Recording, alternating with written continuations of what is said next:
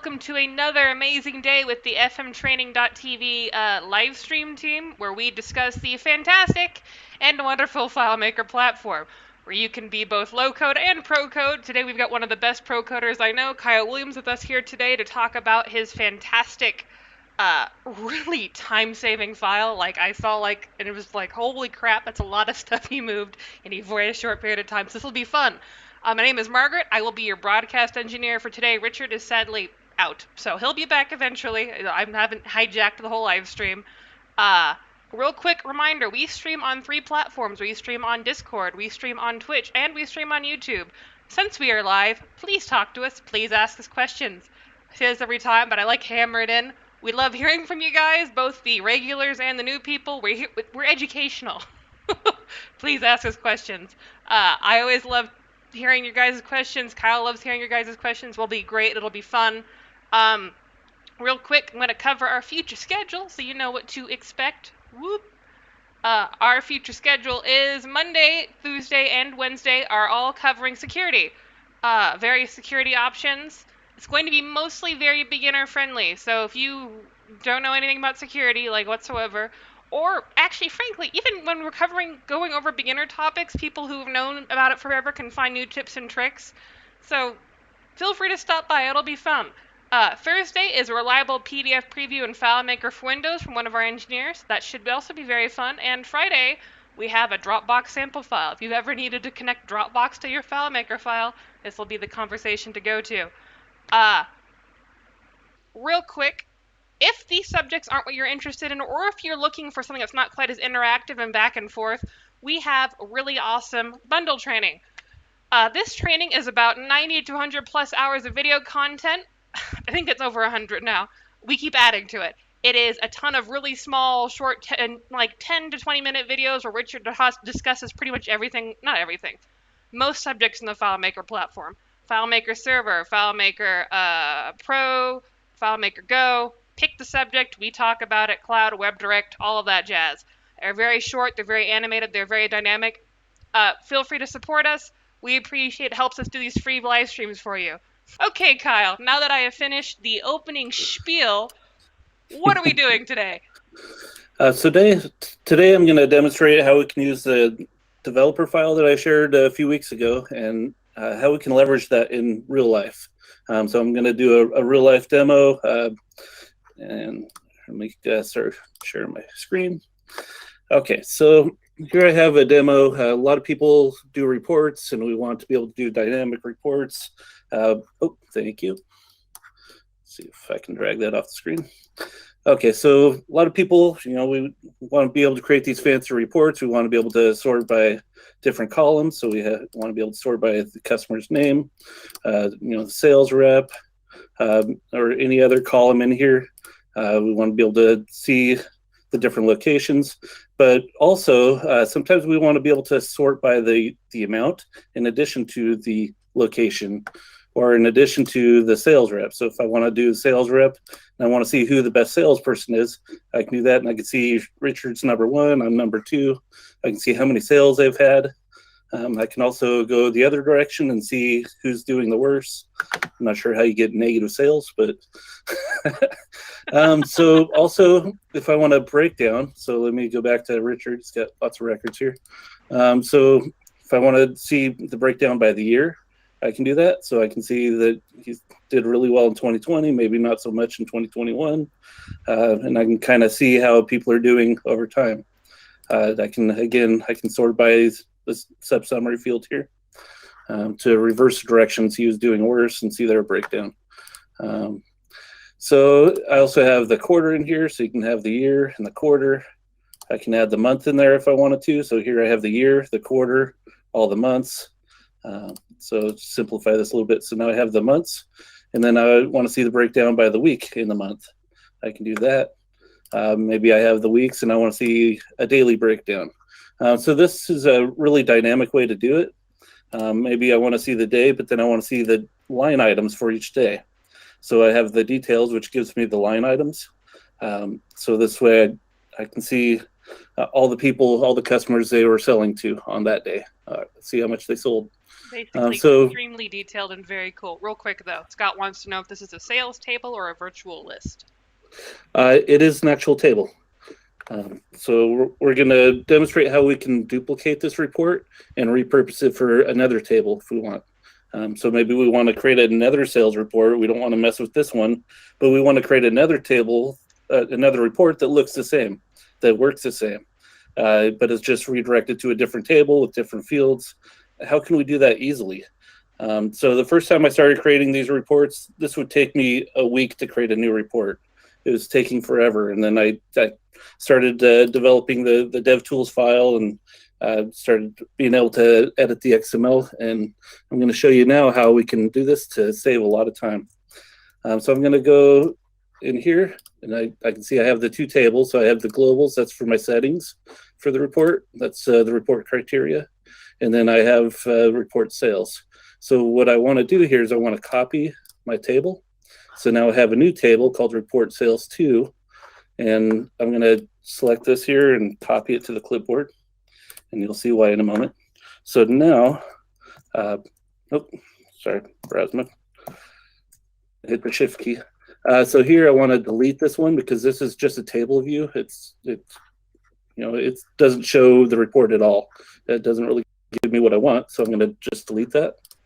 And this report that we see behind us has all of our fields, all of our buttons, everything that we want to duplicate. So we can simply go down here, say duplicate. And now I'm going to go in here and I'm going to paste that name that we created for the new table. And then I'm going to redirect it to the new table. Then I'm going to hit OK. And now we have the new layout directed to the new table. And I'm going to open it. So here we have our new table. I'm going to go ahead and close that up. So our new table has 0 records. I can select all of these. It doesn't do anything yet because there's no records here, and all of these are still using the same parameters that were in these other buttons for the other table. So it's still not ready for use yet. So now we want to get into the next step. So just a moment here. Okay, so next step is going to be going into edit layout. Just so you know, I do have a list of instructions if you want to try to do this later and you don't want to watch this whole video. So there's detailed instructions, all the different steps that you do in order to get to the end until you finally get to that's it. So then the report's done. So what we want to do here is we want to be able to change all of these sub-summary fields to the appropriate table. So now that we have a new table, I'm going to show you a little trick here. If you hold down the command key and you select that, it'll open this up. And you can do it the other direction as well. So just holding down the command key opens that up. And now we can see what fields are here. We can see these are all pointing to the other table. So that's what we want to change real quick. So I'm going to go through this. Oh, cancel. Oh, yeah, I selected the field behind it. So I'm just going to double click on this. And I'm going to go to the current table. And you can see it automatically selected the same field because it has the same name in the other table. So that makes this really simple and easy. So again, just going to kind of jump through these real quick. So unfortunately, I can't just press a fast forward button and be done with it. Sometimes programming can be a little tedious, so that's what this is. This is just me redirecting it to the other table. And you see it's selecting the correct field every time. So you can see ID sales rep, ID sales rep. So that's really handy that it automatically knows what fields you want it to sort by in the new table, because it's a duplicate of the original table. It just makes this really simple and easy. So here's why I wanted to show this, is now you can see that it's looking at the current tables field. It doesn't show report sales anymore. But also this gives us leading and trailing. So here when I change this, for some reason this acts a little differently. Now it actually pops up this message here. And I want to look at this so I can see leading, so I know that goes above. So it's above or below the body. And since I don't have a body here, all I have is a header, the footer, and a whole bunch of sub-summary parts. Okay, so This one says trailing. This would go below where the body would normally be. So we're just going to go to current table.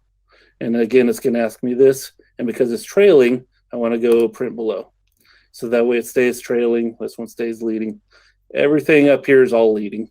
And then our details, which is our body essentially. So we're sorting by the ID, the primary key ID here. So that's how we get all the individual records from our table, because we're looking at the ID here. So let me exit out of that for a moment.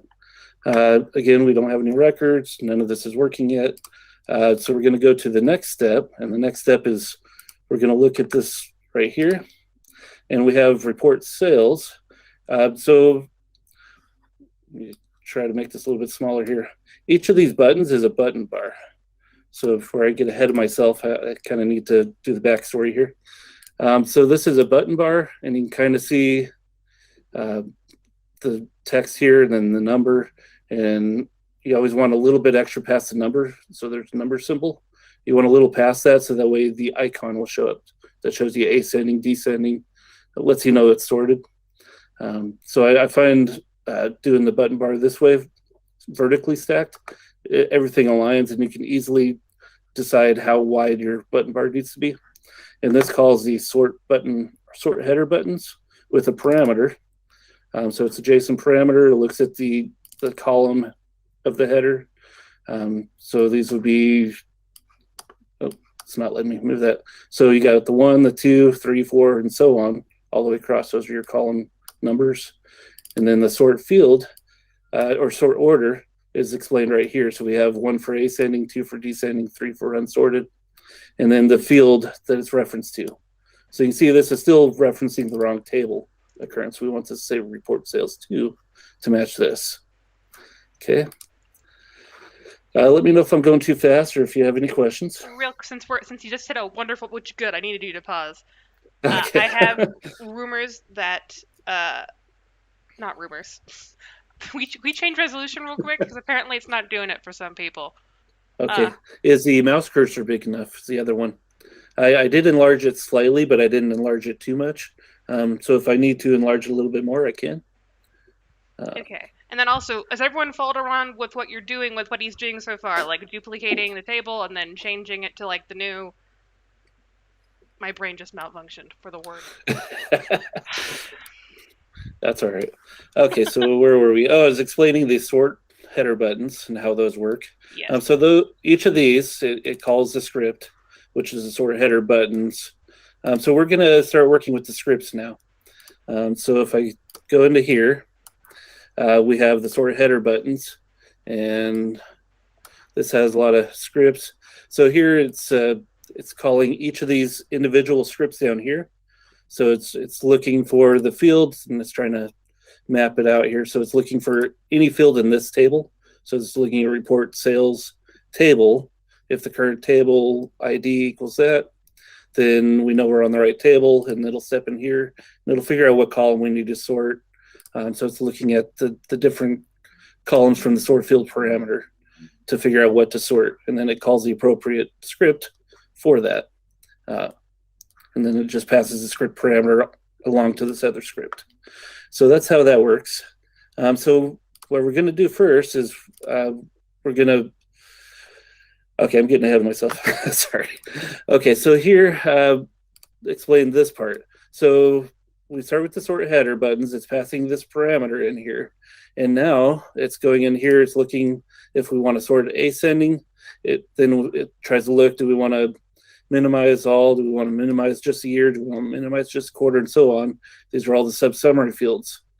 So then it goes into all these sort records. So each of these sort records is dependent on this table here. It also is dependent on the table here for the sub-summary field. So it's in multiple places. And so if I wanted to manually change this, I have to go into each of these sort records. I have to go into here. I have to go to the other table. And then I have to search through here to find that field. And then I have to clear this out. I have to select a new field. And then I have to go into here and specify. And then I have to, again, go to the correct table. And then I have to try to find the field. this is why this could take all week to try to replace all of these manually, because there's no easy way to dynamically sort. Like, I wish there was a way to sort records by JSON parameter. It would make this so much easier.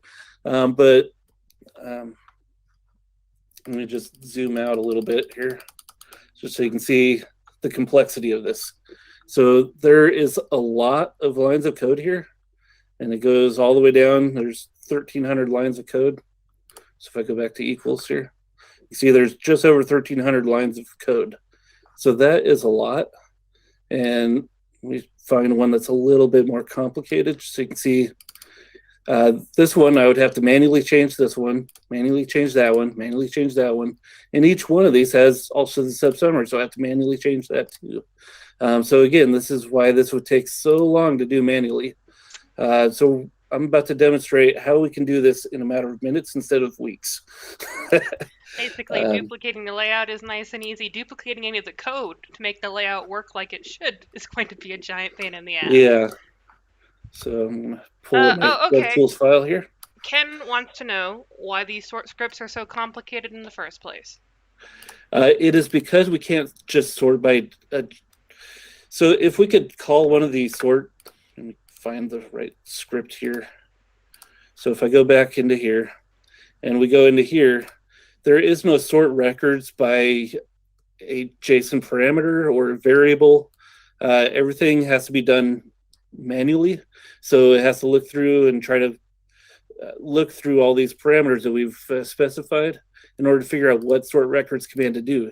Each one of these is individually different, and it's specific to its place on what we want to sort, on what order we want to sort. So there's ascending, there's descending, and then there's all these different options. So it's a very complicated report programmatically. So this, I figured, was a perfect opportunity to show you how the developer tools can be so powerful. So when you have a lot of really complicated scripts like that, I can simply just Control-C, copy this folder. I can go over here, and I can click this button, Insert from Clipboard. Real quick, I'm going to pause you. Sorry. Sure. Did that answer your question, Ken? Basically, because of how like in-depth you can customize it, how it looks, it's going to be heavily complicated in the scripting. Yeah, there is no way to easily dynamically sort by all these different parameters. I wish there was. Maybe someday. Kinda. Where are you stuck? So I just want to show you how many. Let's do a pattern count here. So data viewer. Oh, I've actually already got it here. So here you can see it has 11,918 occurrences of the report sales table. So that's a lot of references to try to manually replace, especially having to go into each of those script steps, manually adjust each one. It would just take forever to go through almost 12,000 entries. So through experimentation, I found FileMaker does have a find and replace feature. So this is, oh, it's trying to calculate.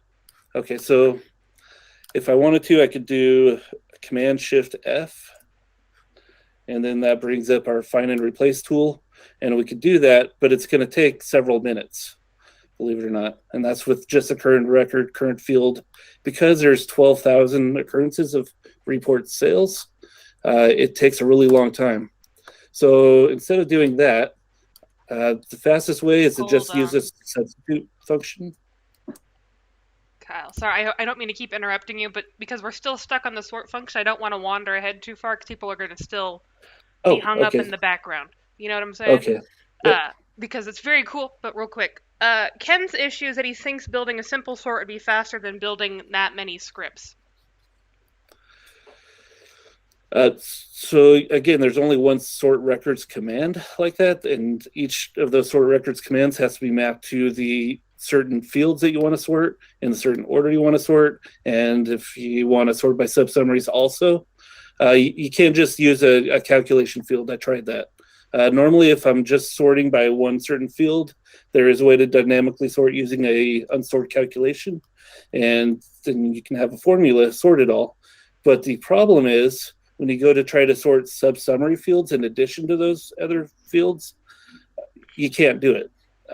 It's just this is the easiest way to do it. So Okay. let me just.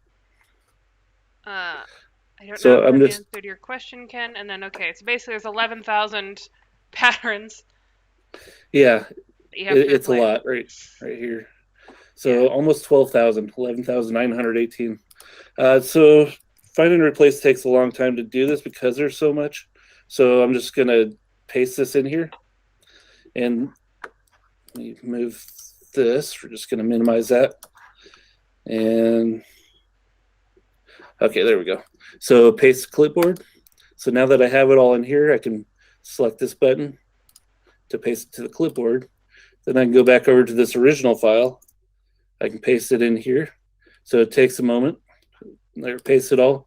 And you can see it updates it all. So now it says report sales 2 on each of these. I can go into any of these. I can scroll down, select one of these. And you can see here it says report sales 2, report sales 2. If I go into here, again, report sales 2. So it updates every one of those lines of script everywhere in this. And again, all of these have 1,300 lines of code. So it's a lot of work to try to manually do all of that. So now that we have all of these new scripts, we go back to the sort header buttons. And here we have from line 14 all the way down to 40. So I'm just going to shift select down here. Shift selecting selects everything in between the 2 points. And I'm going to do Command C to copy that. And then we'll go back over here. I'll paste it from the clipboard. You can see this updated. And now I need to update all of those references. So I go back to my data viewer. And we'll just open this up and grab this result. Okay, click monitor again to keep it there. And I'm just going to delete all of that, and we'll paste this in here. Paste that back to the clipboard. So now I have all those lines of code on the clipboard. So I go down here. I'm just going to put a couple returns there for white space and paste this in there. So let me widen that a little bit. So now you can see, again, it's referencing report sales 2 PKID. So then it's looking for the different sort options, and it's referencing the new scripts. So up here it's saying report sales, and it doesn't have the 2. So here it adds that 2 in there. So that's that part. So now the next step is the layout objects. So we're not going to be able to use our new report until we update the layout objects. That's the report sales 1.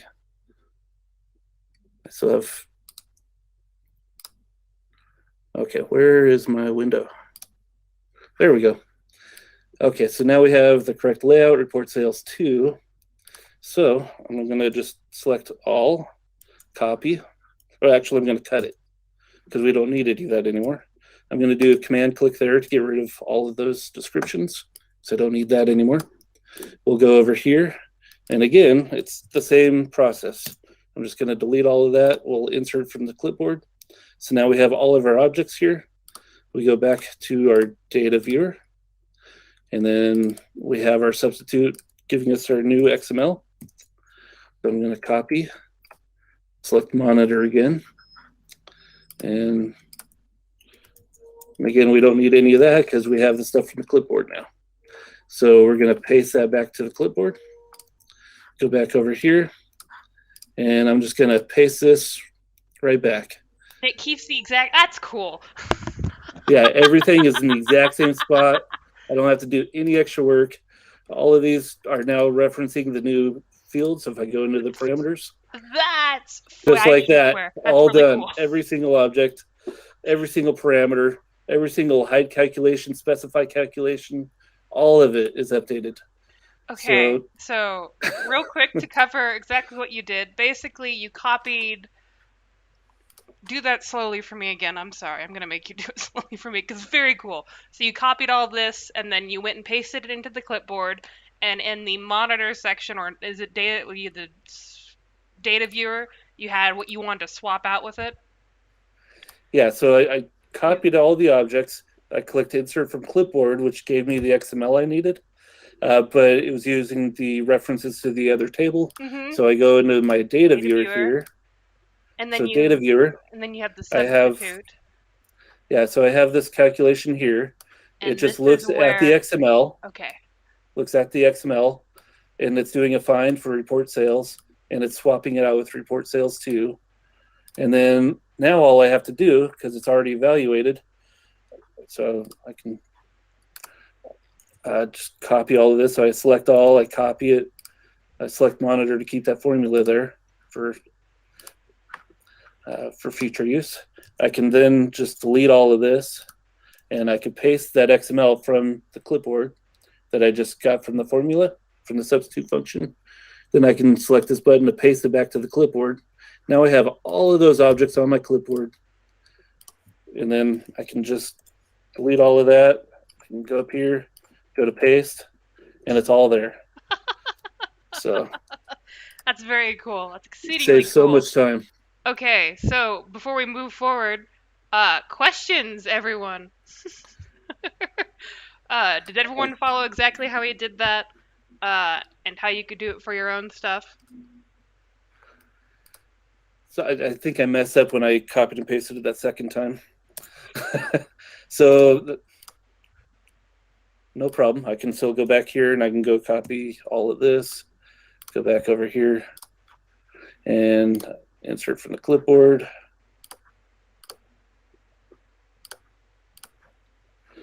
And go into here.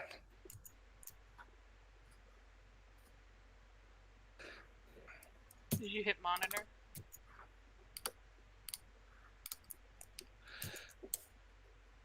Okay, paste that to the clipboard. There we go. Now it's all showing. Okay. It's like all of these are empty. That's not supposed to be empty. So, okay. So now we have it all back, and we go into here. You can see it says report sales 2 now.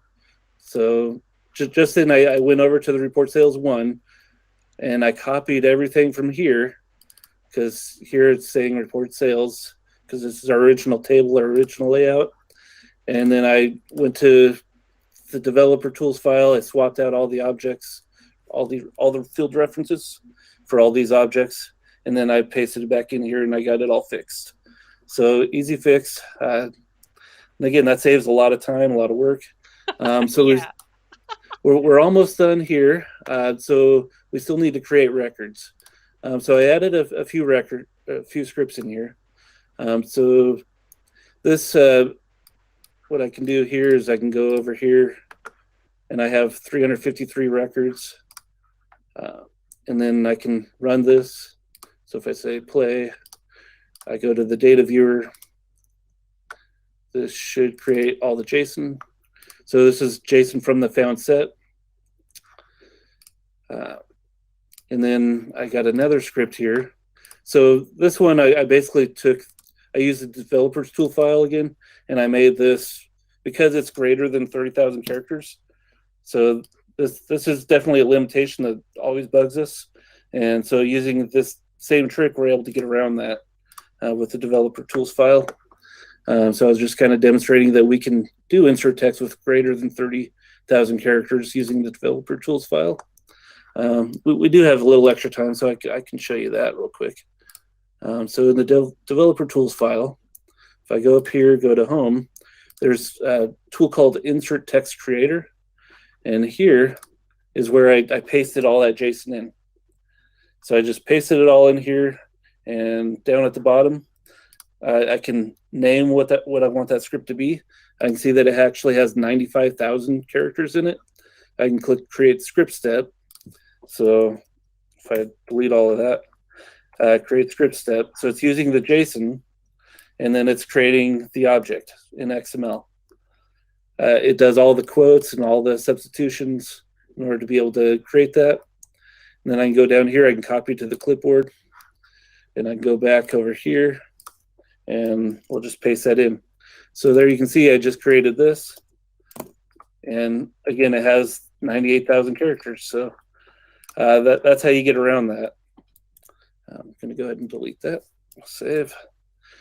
So now we have the issue of our new report still doesn't have any records. We're still at a found count of 0. So I created another script. I'll go back over here. Import records from JSON. So I created this script, and this will parse out that JSON and create all our records. I put a little custom dialog in here because the table didn't exist when the script was created. So I'm just going to disable that because that's my fail-safe in case I accidentally run it too soon. So we need to map this to the new layout, and we need to map this to the new table. So now, again, because JSON exists in both tables, it automatically selects the correct field for me. And then this parses, it goes through, formats the JSON, it gets it from that JSON variable, and it's just basically parsing out that array. So it's using the loop count -1 because JSON is 0 based. So I have the found count. I'm using a custom function to get the keys. The custom function JSON count keys is quite simple, actually. Custom functions. So basically, I just took this, I simplified it. So JSON list keys gets you all the keys at the JSON path. So it uses your JSON, looks at the path, it gives you a list of all the keys at that path, and then we're just doing a found count or a value count to get the number of how many keys we have to loop through. So discard. Okay, so we're going to the new layout, and we're looping through, creating all the records, and then we have a dialog saying complete at the end. So I'm going to go ahead and save that, and we'll run it. And there's created 353 records from the JSON. And if I did everything right, there we go. So now we have all the records. I can sort by the customer's name if I want. I can show just the customer names. So there you can see all the customer names. So that works. The sort sales rep works. Again, we're on report sales too. This is the new layout. It's using all the new fields, all the new data. I'm able to look at the sales rep again. Sub-summary sorts also work. So again, I can see that. I can view the details. So all of Richard's sales right here. If I want to see the breakdown of the year, I can see the year, quarter, month, week, day. All of that's available here. All of it's easily sortable. So a really dynamic way of sorting for a sales report. Yeah, I showed this to my boss and she fell in love with it. It is very cool. Yeah, I knew that demo probably wouldn't take forever. It probably wouldn't take the whole hour. Well, you only just so I had a copied backup crap ton plan. in a very short period of time. So yeah, I guess it wasn't going to take very long. So again, to do this manually, this would take me all week to do, to try to manually swap out all of these sort record line items, all the way through all of these lines of code. It would take me all week to get through this. So we were able to do it. When you've done it a few times, I could do this in a matter of like 3 or 4 minutes, start to finish. So way faster. And again, there's instructions right here on how to do it. So that's detailed written instructions. Yep. And with MBS, you can copy that script as text and you can paste it into a document. Okay. So David has a question. Nick mentioned that could be used in list view too. How is it different? This is list view. Right here. The report's all in list view. I disabled the form view. You can view it in table view, but this is all on the wrong table.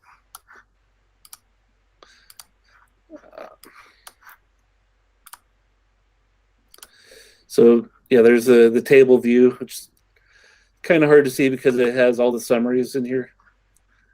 So yeah,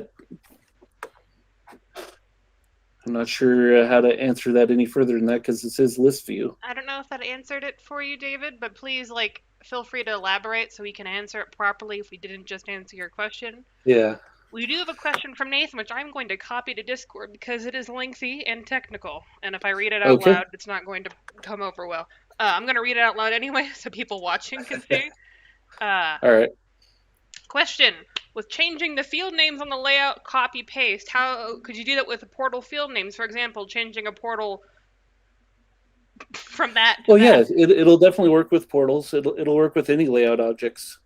So as you can see, I went into the layout here, and I was able to select every one of these objects, all the button bars, tons of button bars, all the fields, uh, everything. I could copy it all to the clipboard, even if I had a portal in here. So if I had a portal here and I wanted to, this was mapped to the other table. And then I could copy this object over, use the DevTools file, and it'll replace that.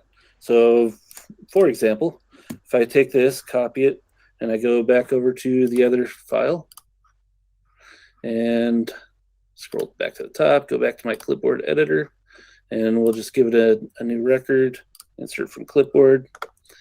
Okay, so here, I'm just going to do it the find and replace method, because there's not many references. This should be fast enough. So current record, current field, replacing sales report 2 with sales report sales. So find and replace all. And then it only found one, so it's nice and quick and easy. And then I can go back over here, and we'll just paste that. Apparently I messed up somewhere. But if you do it right, oh, I know what I did. I still had that on the clipboard. Okay, hold up. I still have to paste it back to the clipboard. Paste to the clipboard. Okay. There we go. So you can see the table reference changed. So even though that's not even a related table, it's using the other table reference. So it works on any object. Any object, any field, any button. And it should work in Windows too. So I think that answers all the questions. Okay, we've got one more actually. One has snuck in at the last second to stop you from showing off cool demos. Okay.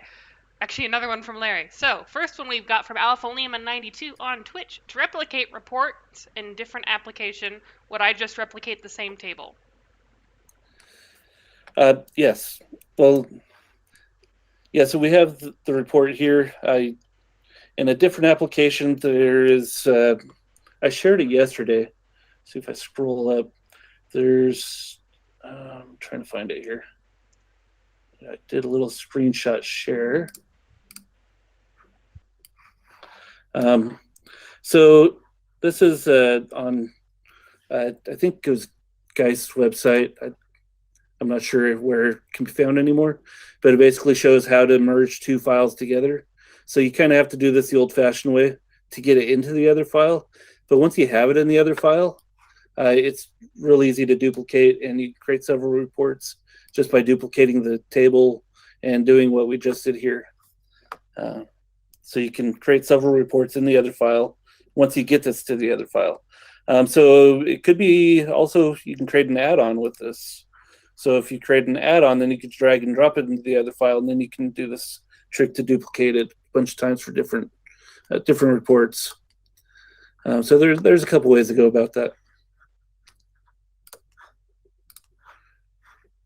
Are you still there? Okay. Yes, I am. Okay. Sorry. I muted myself like a wonderful person. Okay, so we do have another question from Larry, which is, can you elaborate on the button bar? The button bar is very cool and shiny, and I think he wants to know more about it. Okay, so yeah, the button bar, there's each of these checkboxes is a button bar. Each of these sort headers is a button bar. And then I have this button bar here as well. So I assume he's talking about the sort header button bars. So if I go into here, let's see here. Basically, it's a button bar like this. The text is exactly the same. There's a little conditional formatting on this one. There's some, each one of these has a height calculation. So again, when I copied that, there's so many things going on behind the scenes that it's swapping out. So yeah, I have if it's preview mode, hide it. So yeah, a lot of complex calculations that go into here. And each one of these has its own script parameter. So there's sort header buttons, and you go into script parameter, and you tell it what column it is that you're selecting, what the sort order you want is, what field is in that column. So, and then there's the sort order parameter numbers here, 1, 2, or 3. So, and then there's one that does nothing, so it's disabled. So yeah, I've used this for a lot of different purposes. I think that answers the question. I don't know how far in depth you want me to go on that. Okay, so Larry, tell me if that works for you. David wants to know if this will work on Windows 10. Yeah. Cool. Yeah, all of my users are on Windows, so it'll definitely work on Windows 10. Okay, excellent. And then we've got one from Peter. Instead of using the import table, does this work? Copy table, copy to clipboard, find and replace, paste to clipboard, paste table between 2 different applications. That's basically what we're doing, isn't it? Yeah, so I copied the table, and so he's talking about pasting the table into another file, and after modifying it. Yes. So here's the rub on that. You really have to have the layout all figured out. You have to have the table figured out. Everything has to be transported, which is why I showed the screenshot of all the several steps in order to merge the 2 files together. So if you just copy the table over to the other file, you don't get all these objects mapped to it. There's a lot of things that can break trying to do it that way. So it's probably better to create an add-on maybe, or just follow the steps in that screenshot. I can probably copy and share that again, just so everyone has it. That would scrolling be up to find it. Didn't realize that there was a screenshot of some importance being shared. Yeah. Okay, so there we go. Copy image and upload. Okay, so there I shared it in Discord. Okay. So everyone can have that on Discord at least. Okay, so we still have another 15 minutes. Too hard to, yeah, it is kind of hard to read. If you download it, you can edit it and darken it a little bit. Yeah, if you click it and hit open original underneath, hold on, I'm actually just gonna do this on stream since I can. Hold on. We click this, we hit open original. It opens a nice big copy, at which point we can go nah, nah, nah, nah, nah, nah. So there you go. with sound effects. That's much easier to read. So again, real quick, clicky open original, like right there, like right here. And that it'll open basically in like a Safari or Chrome, whatever browser of choice, which point you can zoom in to your heart's content. Okay. Now that we are done with that, real quick. What are we looking at over here? Okay, so we have another 15 minutes, so I was just going to do this progress bar demo. I can do this really quick and easy. It's pretty easy to understand. So basically I have an add-on that I added into this file. So that's ready to go. And then script workspace. So there's a script in here. This is in starting point, and the script will create a ton of new records. So if I say play, and I want to go in here and I type in 2, for example, 2 records were randomly created, and we have 1, 2. So say we wanted to create 1,000 records, and we wanted the progress bar so we can see where it is as it's creating them all. So I'm just going to delete these, delete. So we go into the script, and we have our add-on scripts right here. So I'm going to go down, and right here, we're going to want to add in a perform script. And this is going to be to open a progress bar. So open progress bar. And here's another trick. If you hold down the command button and click this, it's going to open it up for you. So you don't have to search through here to try to find the other script. So it's kind of a neat little programming trick. So here, I always put the script parameter at each of my scripts. So this is a default script parameter for this. So I'm just going to copy it, and we'll go over here. We'll paste that in. And this has that I want to create a new window, what the web viewer name is in that window, how I want to display the progress bar. So there's 3 different options. It could be in the progress bar itself because it's a web viewer. It could be text above it, or maybe we don't want to display the progress percentage. And then I can use the internet CSS colors here. So I'm using Alice Blue and Teal, and then I have an RGB for the text color. So I'm just going to go with the default setting there. And in my update progress bar, I have this little spot right here. So I'm going to copy this, and we'll take it over here. And right here we have our loop. And here's where we're going to want to show the progress bar. So I'm going to enable that. You can see here I have a mod function, and it looks at the loop count. And here you can say, show this progress bar update the progress bar every 10 records here. I can change this to 20. I can change it to 40, 50. I can have it update every 100 records as we're looping through. So here for the demonstration, I'm going to just pick 10. For this, I need to update this because my loop count in this file, because I didn't write the script, is going to be counter. So I'm going to add counter to that. And then I got to go into here. Again, my loop count is counter. Loop count, counter. And then my found count, what's the use? So number. So number is the found count in this. Everybody uses different terminology for their variables here.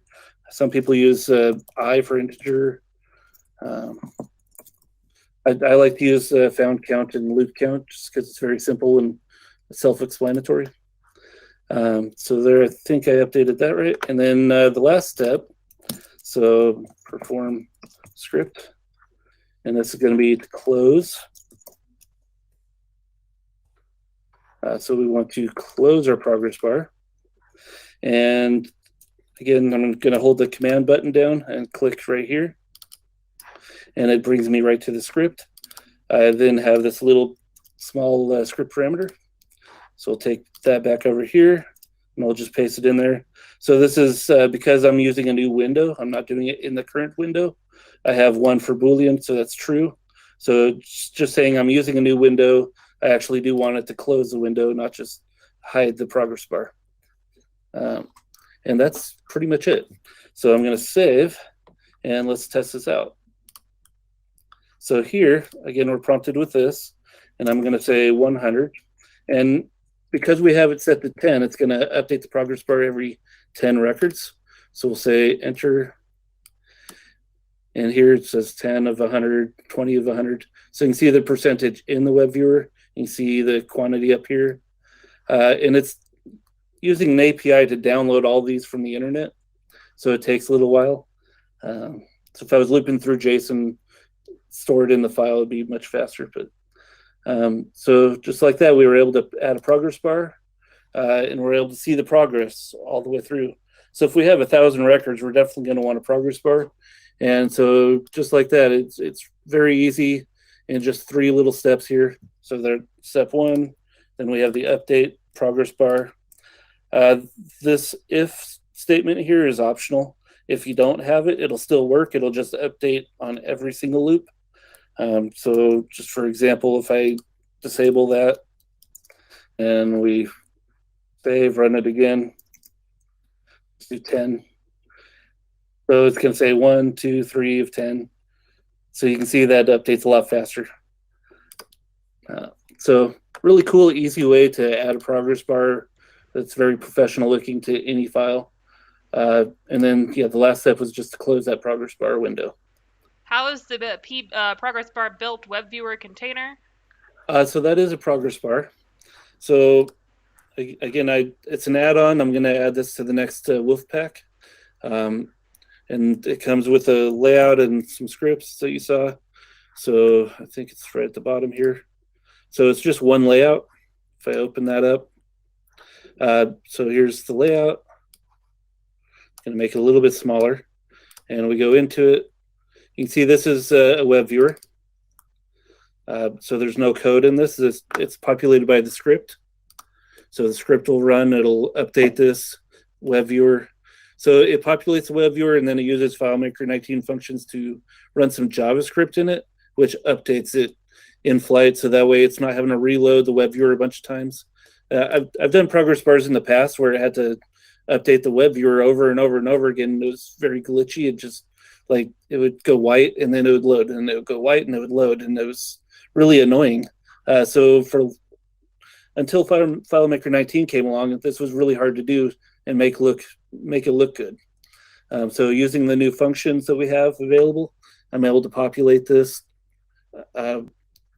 with the HTML code, and then I can use JavaScript to update it. So if I go into here, script, we have open progress bar. So this is using the parameter. It's using the custom functions to pull the parameters out of the JSON. It's coming up here. So the background here is customizable to any color. So you can see it's white, but this is a container field for the background. And it's basically a 1 pixel container field, which expands to fill up the entire container. So enlarged image to fit. So it takes that 1 pixel, enlarges it, fills the whole window up. So that way the whole background is customizable. And then, so going back to the script, it's opening it up. We're loading the CSS depending on if we want it in the bar, the percentage in the bar, or it has some different CSS here for no percentage in the bar. So there's different HTML for each of them. So we have the HTML, the CSS. We come down here, we look at the HTML, and we swap out the placeholder for the CSS with our variable. So pretty simple. I tried to make this as simple as possible. I did code all of this from the ground up. You can go to websites where they demo this, and it has all this complicated JavaScript library that it's adding into it. This is offline compatible because, as you can see, there's no JavaScript being pulled into this. It just have my CSS. And again, my HTML here, very simple, but I'm adding a function in here. This function allows me to update the progress bar with the FileMaker 19 function. I just say move it to the new width, the width being the percentage. So the width percentage, we're able to change that width here. So there's the width percentage, and then, oh, this is a text right here. This is where the text is because of inner HTML. So this is the style. So it's updating the style of the progress bar. It's taking the current width, then adjusting it as needed. And then the inner HTML is updating the text within the web viewer. So pretty simple. Very cool. We do have a question from Dale Long. Where does this progress bar script come from again? I created it. Yes. It's in the add-on. It's in the add-on. It's in this link that I'm posting, I believe. Yeah, I did share it with you. I'm going to try to add it to the next wolf pack. Thanks, Ruben. Kyle Jason Williams. Everything I do has Jason. Yeah, I also have the web viewer alert here, which we can play around with too. But it looks like we're just out of time. So if there's any last minute questions. Okay, I'm going to say that we're good then. Thank you everyone very much for coming. You all have a fantastic Friday and a wonderful weekend. And we will be seeing you Monday. So, again, thank you all. We greatly appreciate it. Again, real quick, because you're like, what's Monday? Since you might have missed the front of the discussion, Monday is this. Monday, Tuesday, Wednesday are the wonderful, wonderful, wonderful security shenanigans. So feel free to stop by for that. And then also we've got PDFs and Dropbox sample files, because of course we do. Thank you again, Kyle. We greatly appreciate it. Today was very cool. I got like all sorts of comments about how cool it was in all the chats. So some awesome work from you. Yep. Everyone have a lovely, lovely weekend. Bye.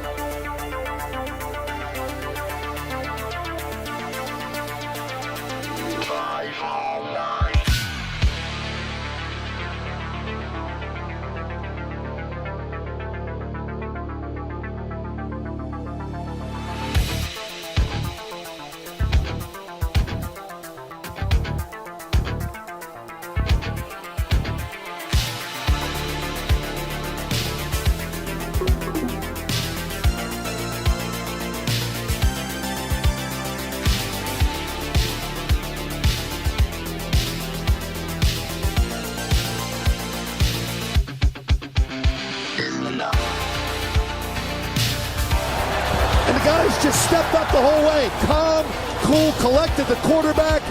Great read, good patience. More importantly, great job up front protecting this quarterback to give you a chance. And that's all you can ask for. Trying to rally down 10. 9:25 to go here in the fourth. Short motion by Amendola from the left. Brady takes the shotgun snap. Stands in, throws it left for Amendola. Reaches up and snacks a high throw and lands inside the 10. Rolling to the 9. Ball slightly behind him, but Danny makes the grab.